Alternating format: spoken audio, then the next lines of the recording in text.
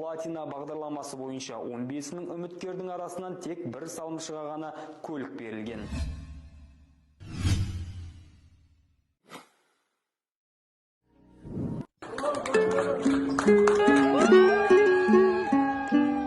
Алып жатыр, екі автокөлік алып жатыр.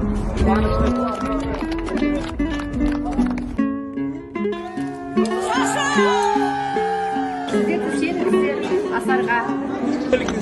Елмира ханым, құтты болсын, автокөлік. Камри жетіспеске ие болып жатырмыз. Өте қуаныштымыз.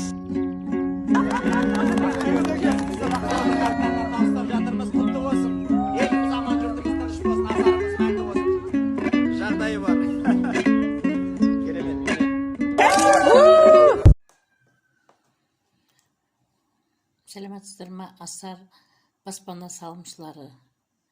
Мен Төлеева Жамал, осы октябрь айы 24 жылы осы Асар баспана салымшылары қатарындамын. Айтайын дегенім, мына тексерушілер АФМ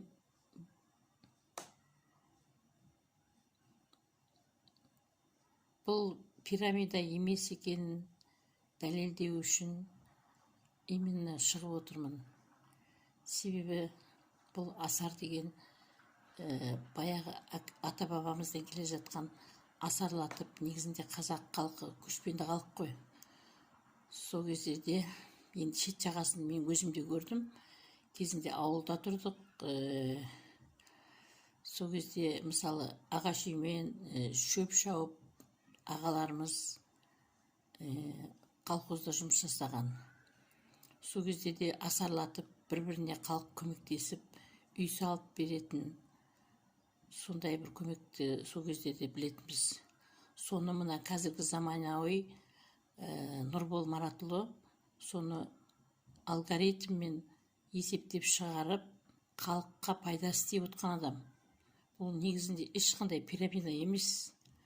Блогерлердің айтуына қарап, тексеріп, бұл кісіні жауып, халықтың жинаған ақшасын конфисковать етіп, оны және СМИ-дан, телевидениеден әртүрлі жағдайда айтып отқаныңызды көріп отырмыз.